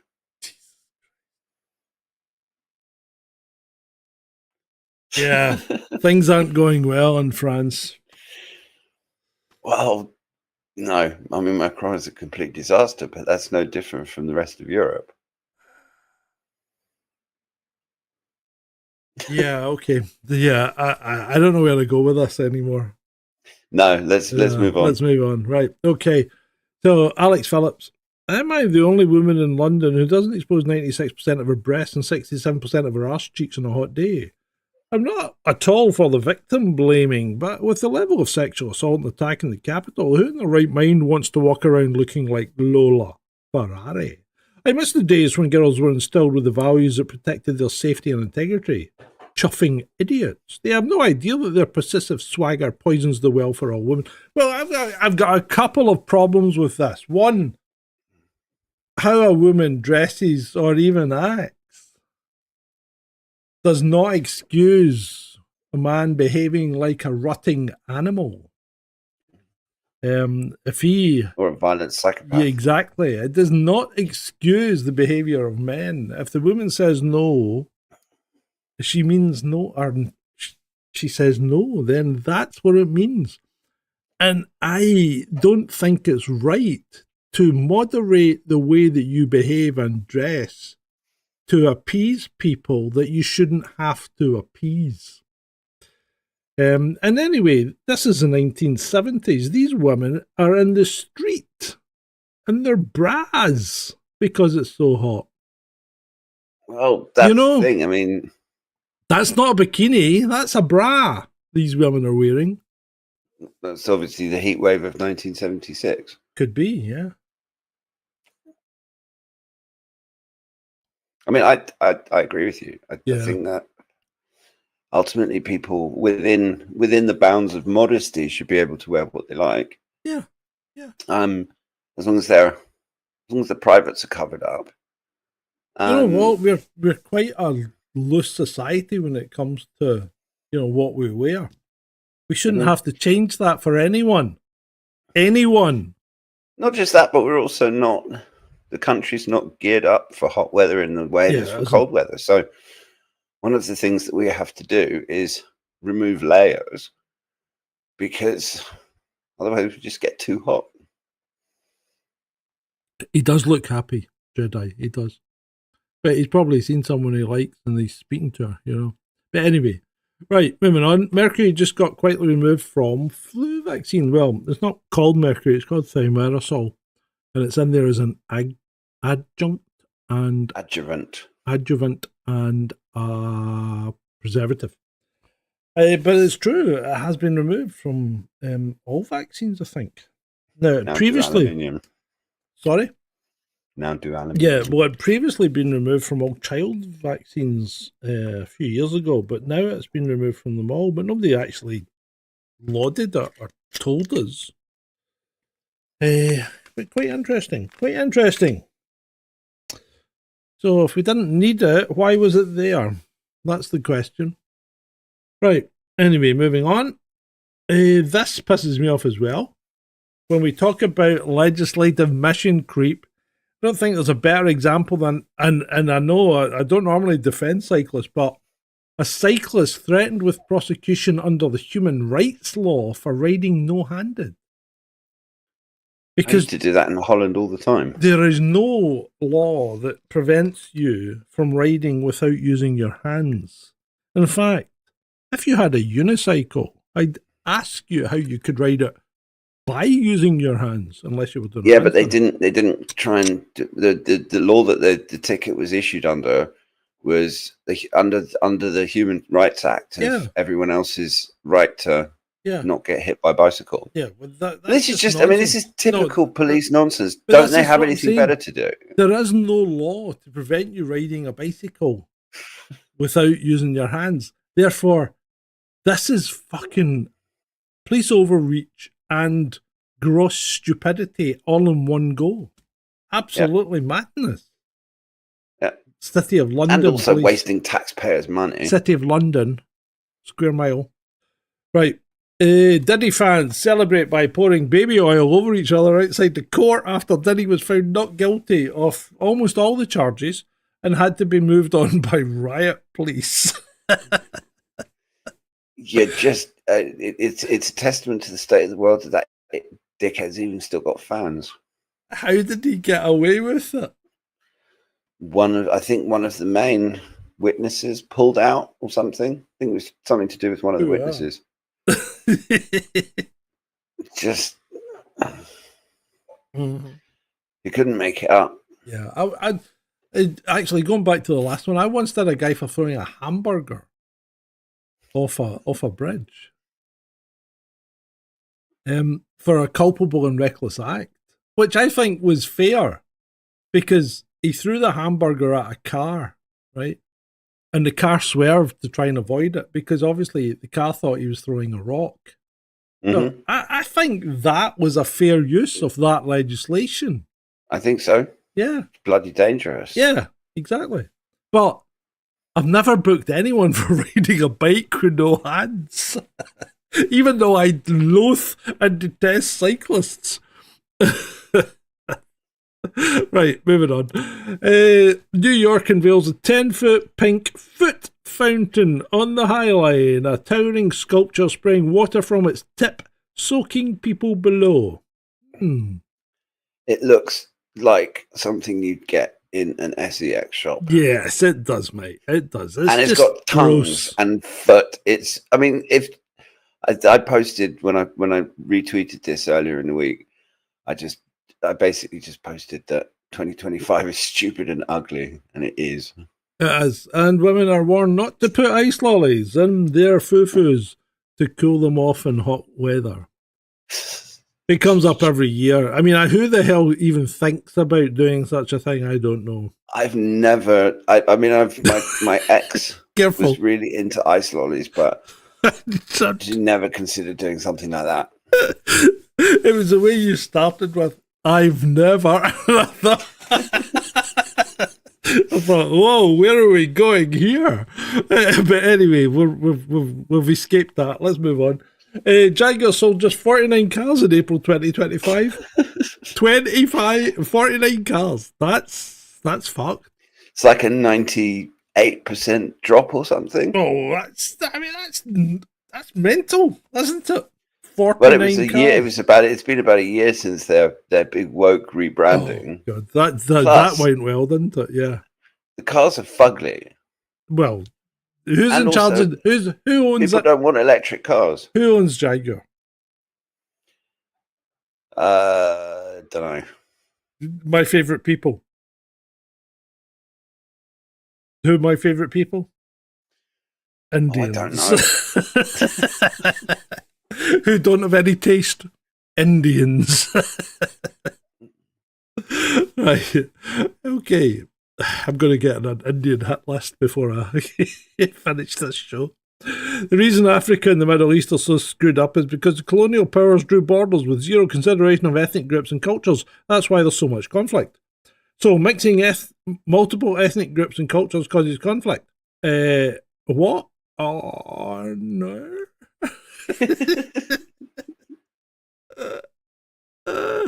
Yes, Nectar readers. Tata owns Jaguar, and Tata is an Indian company. Right, moving on. Bob Vylan has had all his concerts for Europe and the USA cancelled. His career is over. Yes. And a tweet from Bob Vylan, circa 2021. I swear I'm going to write a book for all the dumbs and bads that can't help but make terrible business decisions and cry about them later. Yeah, well, he's been one of the biggest stories of the week. Yeah. Because of Glastonbury. Yeah. Gary Lineker says he knows exactly how Bob Dylan feels. Well, he would do. I mean, it's well known that that Gaza experienced lots of racism for being a different color when he was a child. He did. Yeah, Black Gary. Black Gary. We used to have a song for that. Ben used to play it. Right. What are you doing? Are you playing with your microphone? Because we can hear it. No, fidgeting. Yeah, stop fidgeting. Are you bored? Right, tell us about Bob Vylan. Right. Bob Vylan called for the death of an organization. Okay? Yeah? Well, a military organization, let's put it that way. Yeah. So Bob Dylan called for the death of a military organization, and people took it to mean that he was calling for the death of a group of people. It's a bit of a stretch, even for Andrew Neil, surely. Well, that's the stretch that's always made in this particular case, Yeah. because they always equate one with the other.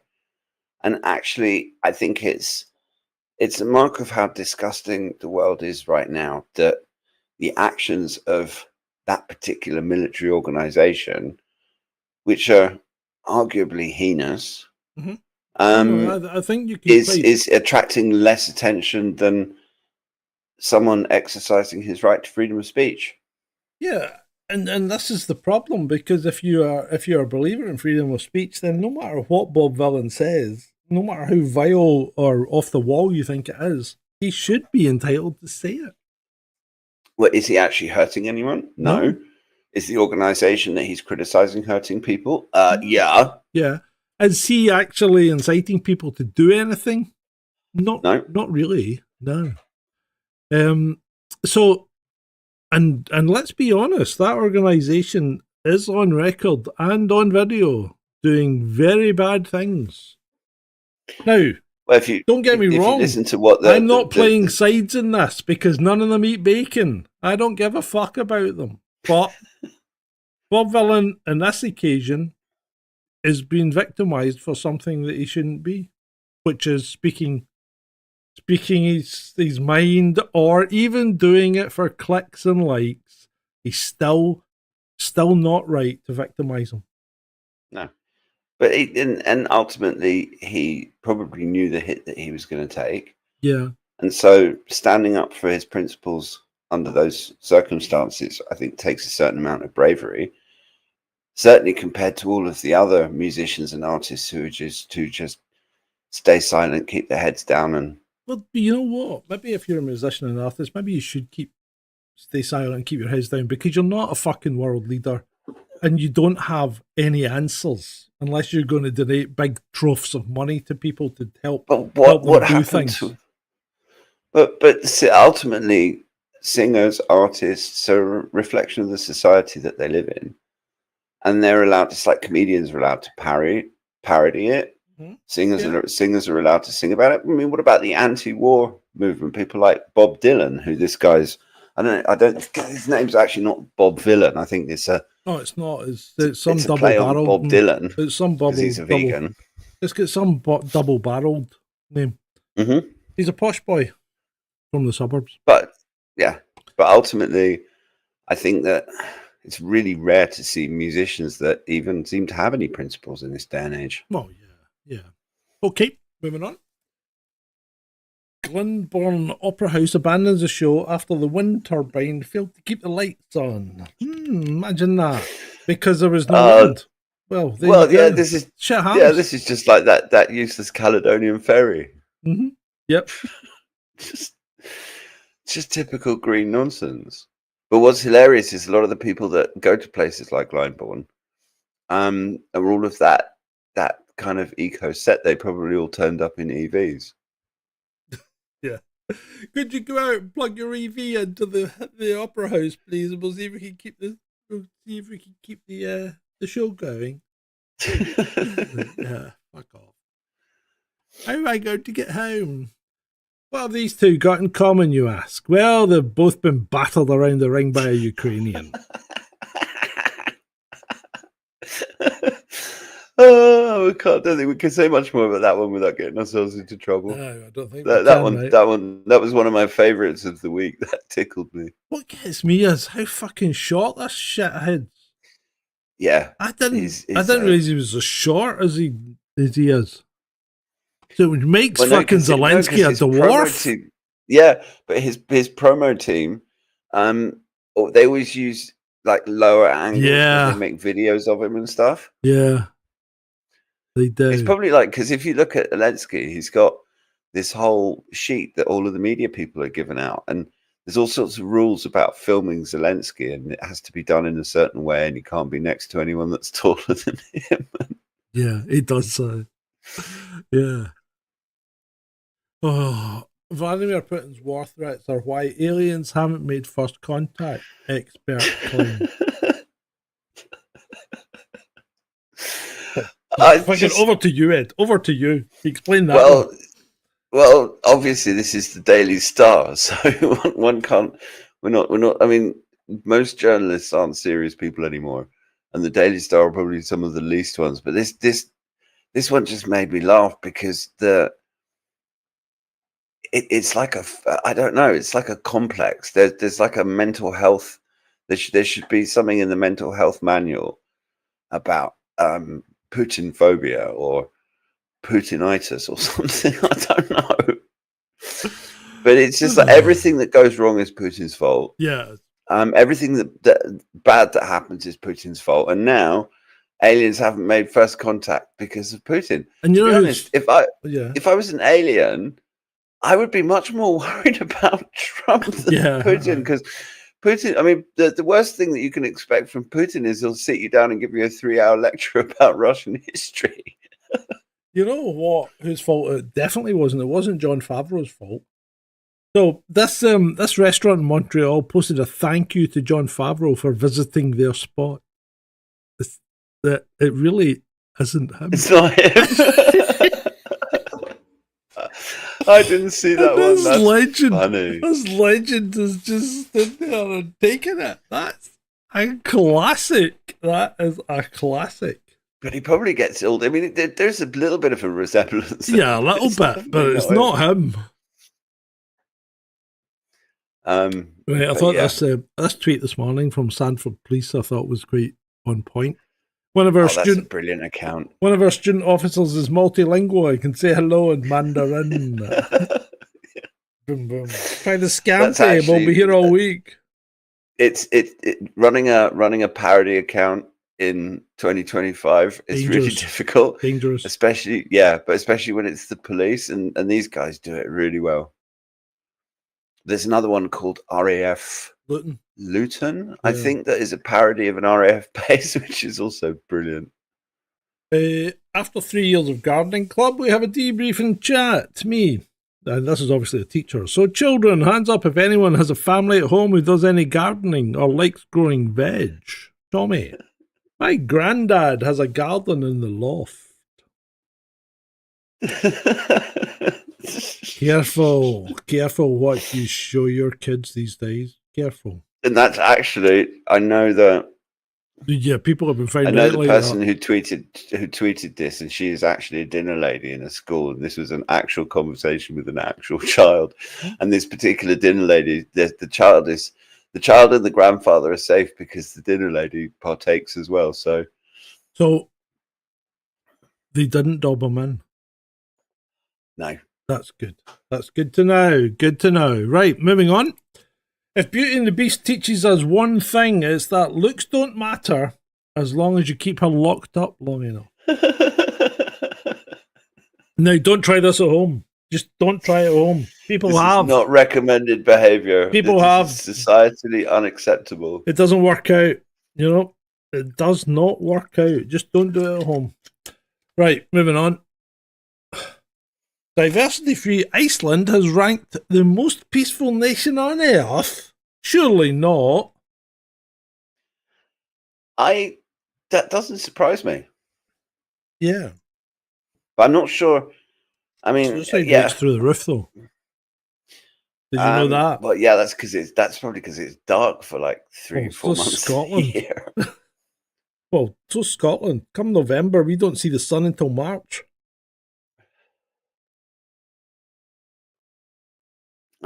Did you see any of the videos of the meteorite that blew up over? Right.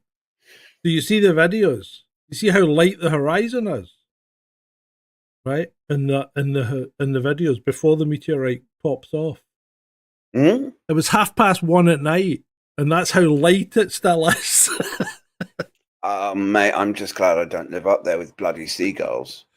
I swear to Yeah, God, I would top myself. I Yeah. really would, probably would, mate. because they drive me crazy down here, and we're dark between about 10:30 and about 3:15 ish now. And they still make my life bloody misery. So I feel sorry for anyone whose life is being made a misery by Scottish seagulls. Oh, we've got some juice in the chat. Ray had police at his house on Monday. What were they there for, Ray? Did they were they having a chat about your social media? Or... Anyway, right, moving on. Tell me later. Phone me. Anyway, moving on. As I said, Alice, I fucking love you, doll. If I was younger, Alice, 24, teacher, right?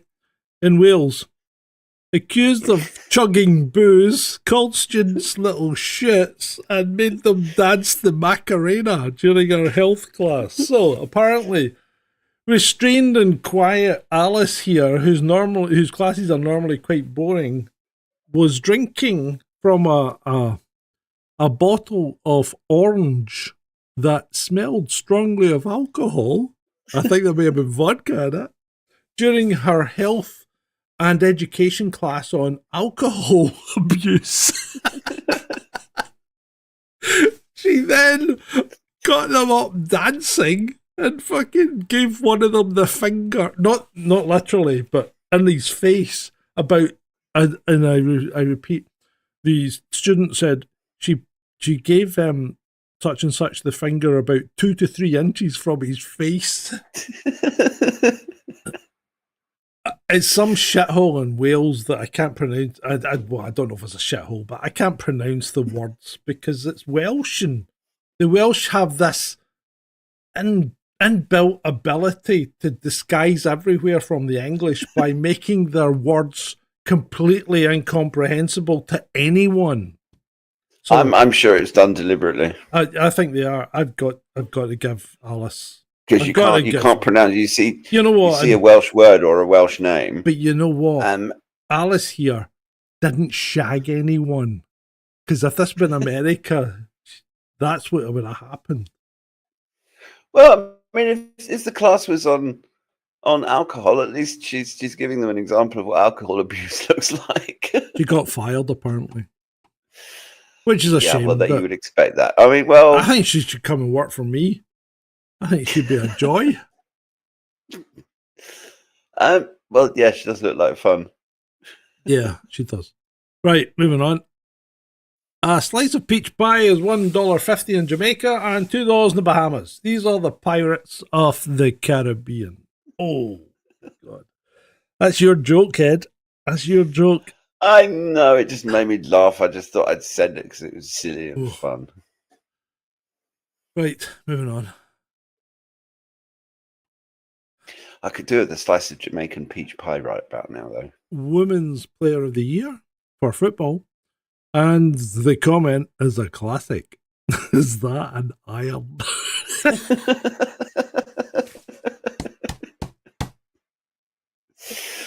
I would just like to say that I'm really pleased to see that it's an actual woman winning Women's Player of the Year. Yeah, well, that's a point. That's a point.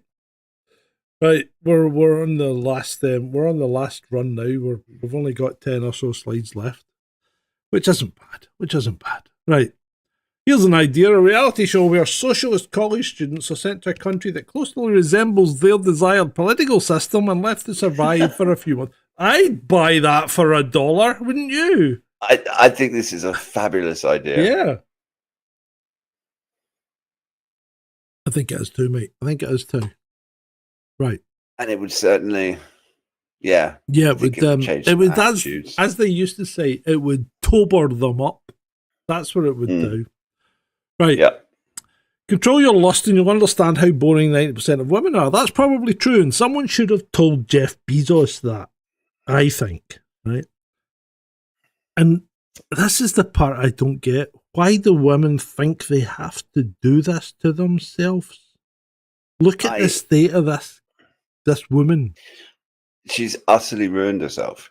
Yeah, she has. I mean, it's just, and it's not. I don't know. It was. I mean, what kind of husband was she like this before he met her, or is he just paid for all of the plastic surgery? I don't know, but I mean, she looks ridiculous. Why would she do it? And she's a very attractive lady without all of the nonsense, and now she just looks like one of those plastic freakazoids. You know what? Everybody gets old. I mean, even me. I know it's hard for you to understand that, but yeah, even I get old. But just fucking get old, you know?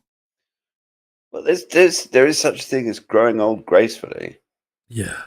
I'd prefer to do it disgracefully, but you don't need to get plastic surgery. Speaking of plastic surgery. Exactly. This is what happens when the cheese and the Big Mac don't melt.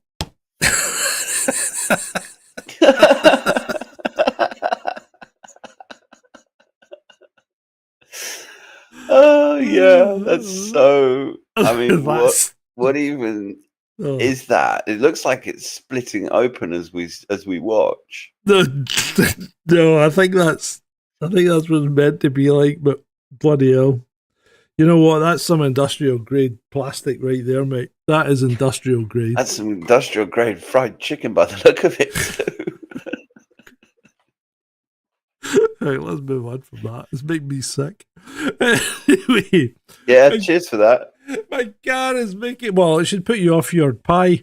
My car is making a horrible noise, ma'am. That's just Iona Fife on the radio. You might have to be Scottish to get this, but Iona Fife is not a good singer. She thinks she is. Got a nose like a Nimrod bomber, but... I feel very fortunate that my ears have never been subjected to her. Right, this next one is a cracker. Okay, Houston man stole designer glasses from Neiman Marcus at Galleria Mall. Posted on social media instead when the cops arrived, he fled, jumped from the second floor onto the ice rink, and broke both his legs.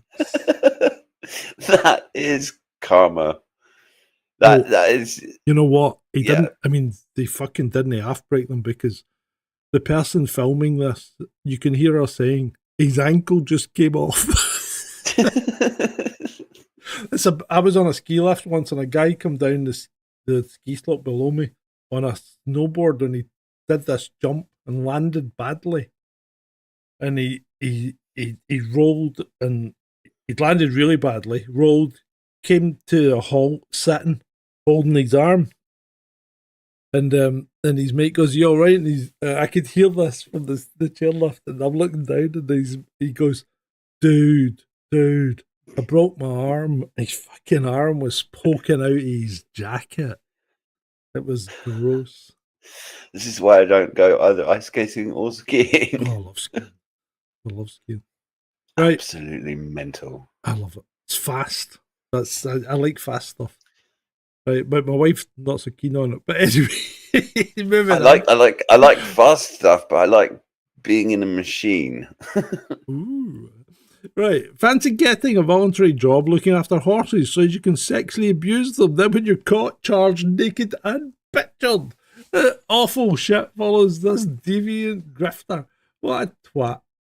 So, Corey Coleman was a regular volunteer at the Livery Yard and was well known to the staff. He was filmed abusing the horses. That's just wrong. That's just wrong. I don't even know how you do that. What? I mean, my wife used to have a horse when we had money. Not anymore. We don't have money anymore. But when we had money, she had a horse, and like they're big beasts. Why would you even think? I mean, there's nothing attractive about horses, and they smell. Oh, it's just wrong. Some people are just beyond disgusting. Yeah, they are. They are, mate. And these deviants are just nuts. So, speaking of disgusting, what's your sexual fantasy that will remain a fantasy? Some of the answers are quite interesting. I want to fuck an elf. What? What about fucking a friend? I could do that. But yeah, no, I mean... Oh, dear. Some questions just shouldn't be answered. Yeah. Yeah. Oh God, not this. Oh, Dave says you don't want to know about the tractor. And I've seen people with cars in the street, certain groups of people, but it's just not right. Michelle Obama says she and Barack don't spend much time together these days because they're both over 60. What the fuck does that even mean? And the reply, she has erectile dysfunction. No, we don't mean anything by that. Honestly, Michelle. It's okay. It's just a joke. Don't. No, I don't want to come and go paddle boarding. I'm not going paddle boarding with you. No.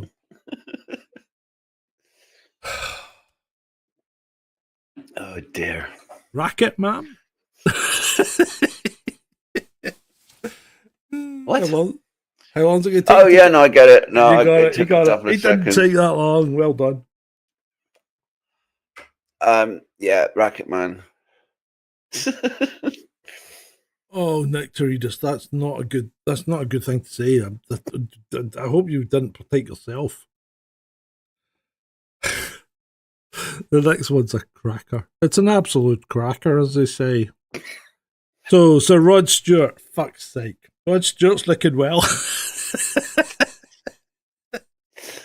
Oh, that's funny. That is quite funny. Right, hold on. I've got a couple of things on the pile of stuff that doesn't have pictures. Let's have a look. Oh, I need to start my browser because it was using too many resources, so I shut it earlier. Somebody said I should have shut myself instead. Right, where is it? Open up browser. Come to me.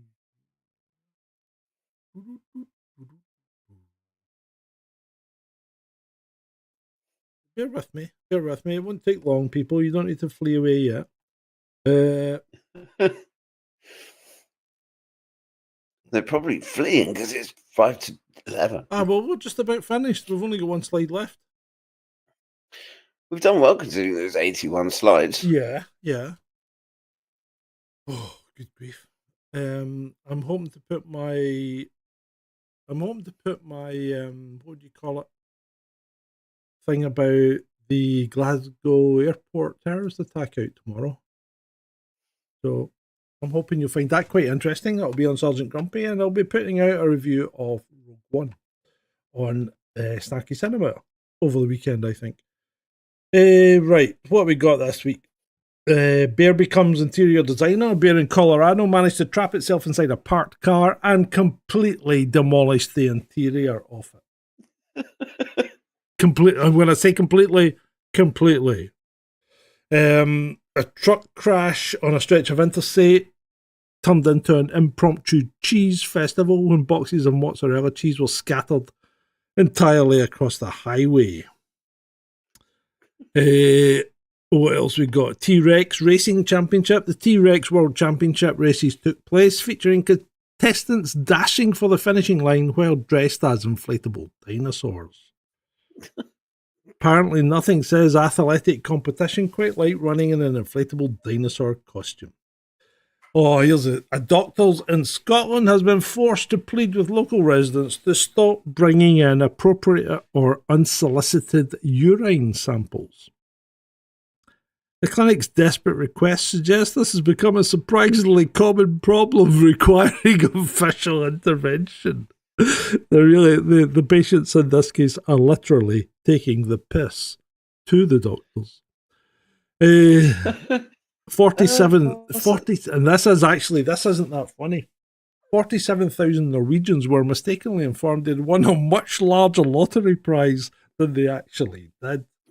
The national lottery operator had to apologise after what must have been thousands of very disappointed phone calls. Well, 47,000, I would have said. What else we got? Siberian Jesus gets 12 years. Sergei Toropop, a former traffic cop, can't be that bad a guy, surely, who claimed to be the reincarnation of Jesus Christ and called himself Vissarion, was sentenced to 12 years in prison for exploiting his followers. The self-proclaimed Siberian Jesus was convicted of using psychological manipulation to control followers for labour and money. Hold on. Isn't that what David Icke does?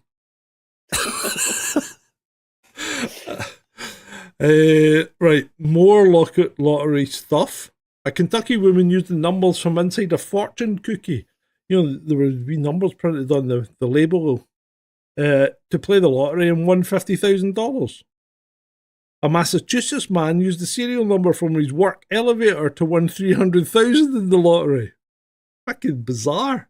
Why did they even think about doing that? The first Robo League robot soccer tournament took place in China, featuring AI-powered teams of robots competing in 3-on-3 matches. Yeah, that went well. And a Chinese man known as the Card Architect broke 4 Guinness World Records in a matter of days, including stacking 3,000... this actually beggars belief. 3,149 Jenga blocks on a single vertically placed block. That is serious stacking skills. It really is. Mm-hmm. So anyway, there you go. They're not that funny. Although monsters do actually exist. Babysitter in Kansas went to check underneath her child's bed after the girl kept complaining there was a monster under the bed. And when she looked under the bed, she came face to face with 27-year-old Martin Villabos Jr. hiding under the bed. As they say, an altercation then arose between the babysitter and Villabos, who then made his escape. The police were unable to find them that night, but found them the next day, suspiciously close to the house. Again. Fucking nutters. So monsters do sometimes exist under the bed. Right. Anything else? Have you got anything, Ned? Nope. No, not that we haven't covered. Well, I think we've done all right at 2 hours. So there we go. Last slide. Reminder that if migrants sneaking across our border looked like this, liberal women would form SS units overnight. It's probably true. I think it's a definite, mate. I think that's a given. But they would only be outnumbered by the hordes of men waiting at the beach. Yeah, they would. You're right. So, there you go. Fun. I think that's about it. I hope you've enjoyed this evening stream. Well, I'm looking for something to change the... Why can I not see it? I don't know. Oh, good God. But it has been a fun show. Yeah, it's always cathartic. Indeed it is. Well, anyway, what I'll do is I will quickly switch over to the outro for you, because we always end all in on an outro. So we have to have the outro, or the show doesn't end properly. I'll send it. It's been great for you. The 4th of July will no longer be known as an American holiday. It's Friday night and we're all in.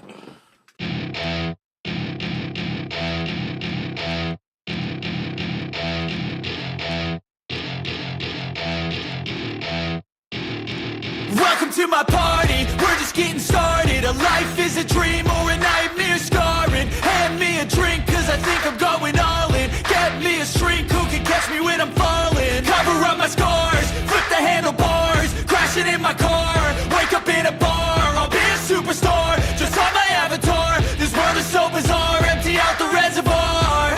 Yeah, I'm taking 6 shots, yeah, straight to the face. And I wanna get lost, I'm sick of this place. Don't know how to stop when I'm feeling this way. So I'm taking 6 shots till I'm feeling okay. I think I'm going crazy, don't think I'll get home safe. So I'm taking 6 shots all straight to the face. I'm taking 6 shots, are you coming with me? I'm taking 6 shots, yeah, straight to the face. And I wanna get lost, I'm sick of this place. Don't know how to stop when I'm feeling this way. So I'm taking 6 shots till I'm feeling okay.